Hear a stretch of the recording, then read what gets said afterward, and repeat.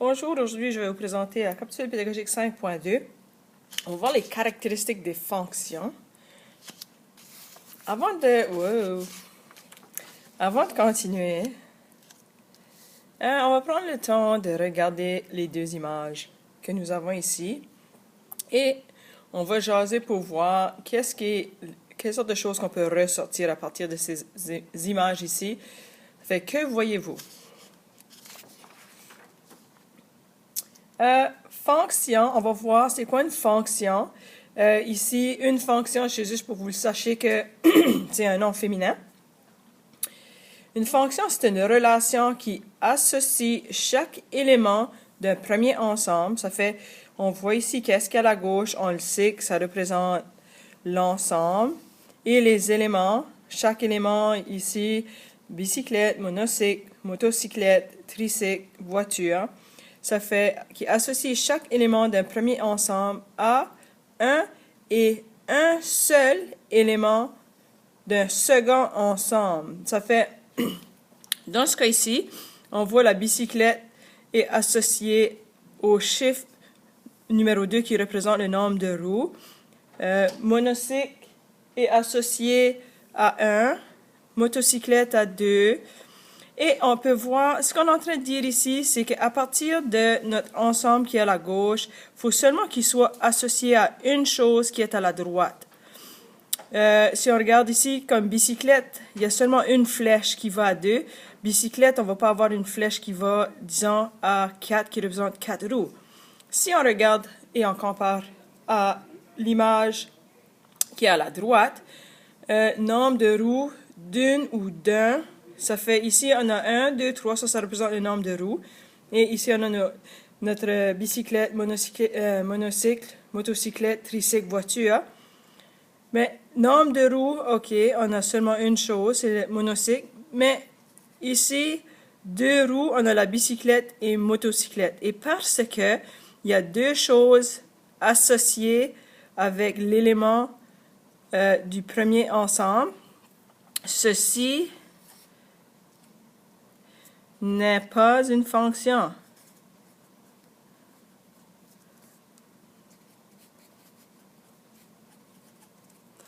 Et de l'autre côté, notre première image, ceci, ça représente une fonction parce que chaque élément à la gauche sont seulement associés à une chose dans l'ensemble de droite.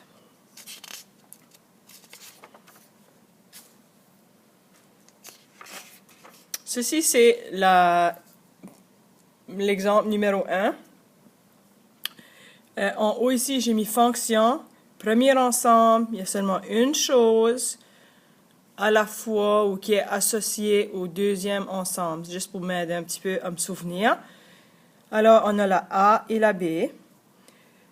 Pour chacun, je dois déterminer s'il s'agit d'une fonction. Il faut justifier la réponse. Et par la suite, il faut indiquer le domaine et l'image s'il s'agit d'une fonction. Alors, si ce n'est pas une fonction, on ne veut pas savoir c'est quoi le domaine ni l'image, seulement s'il y a une fonction. Ça fait, je regarde la A ici.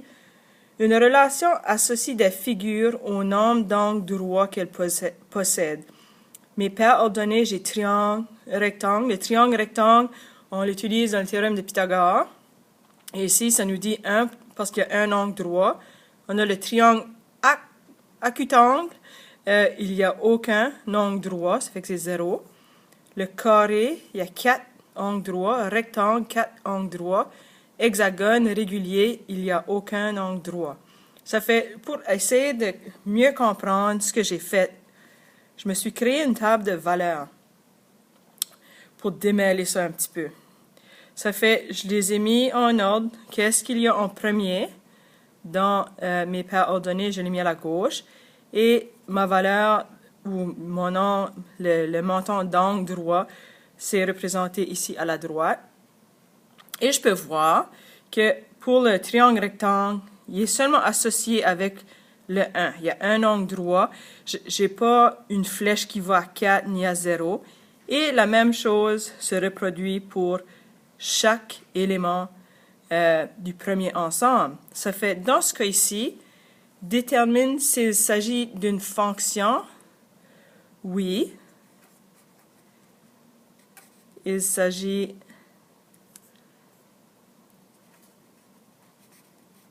d'une fonction.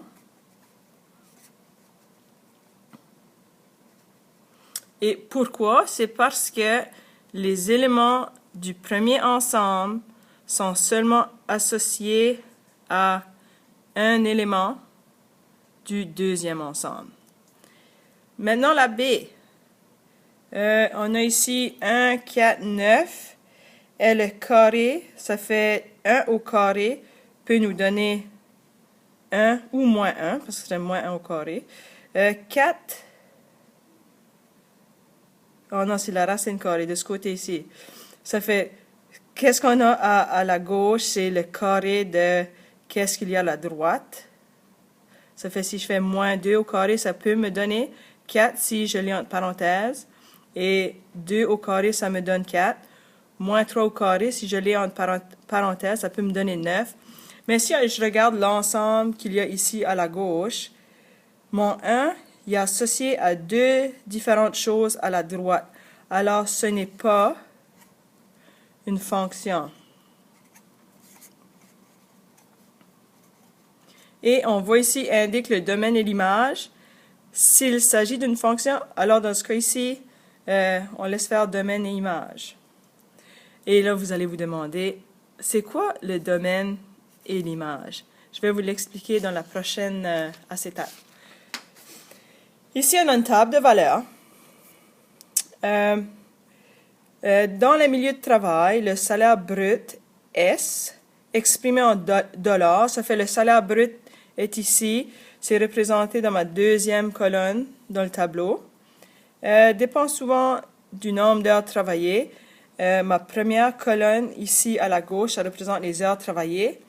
La variable ici, salaire brut, c'est S. Et c'est exprimé en forme de dollar. On voit le symbole, le signe de dollar là, ça veut dire que c'est 12 $, 24 $. Et les heures travaillées, la variable c'est H, minuscule. Et ça représente les nombres d'heures travaillées, 1, 2, 3, 4, 5. C'est pourquoi on se dit que S est une variable dépendante. Alors S ici, c'est une variable dépendante, puisque le nombre d'heures travaillées H ne dépend pas du salaire brut. Et à cause de ça, H est la variable indépendante. Ça fait, si on travaille 2 heures, c'est indépendant. Ici, qu'est-ce qu'on a à la droite? Le salaire dépend de combien d'heures vous allez travailler. Ça fait, ceci, ça représente variable dépendante et ceci, à la gauche, ça représente la variable indépendante.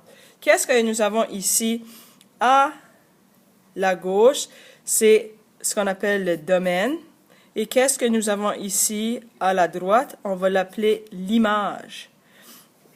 Aussi, les valeurs de la variable indépendante apparaissent dans la première colonne de la table de valeurs.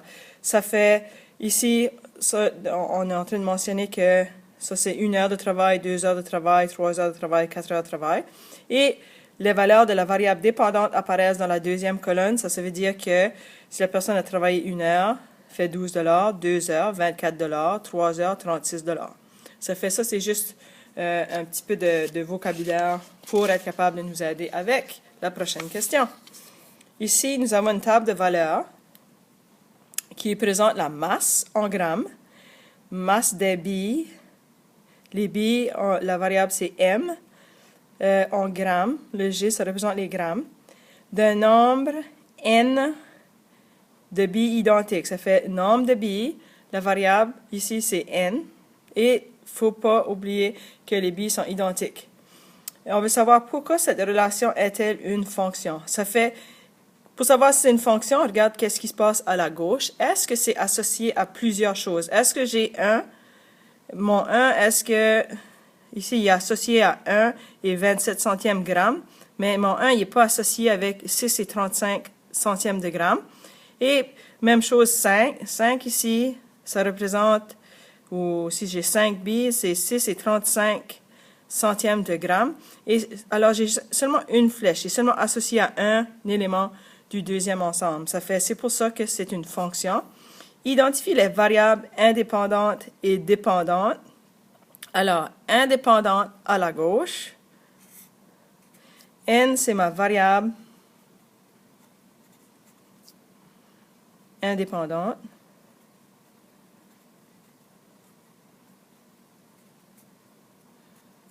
Et M, ici, c'est ma variable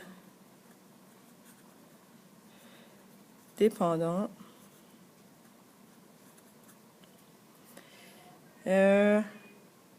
Indique le domaine et l'image. On l'a vu tout à l'heure. Qu'est-ce qu'on le trouve dans le premier ensemble ou la colonne de gauche? Ceci, c'est notre domaine. Et colonne de droite, image. Bon, on est prêt pour travailler une partie du 5.2.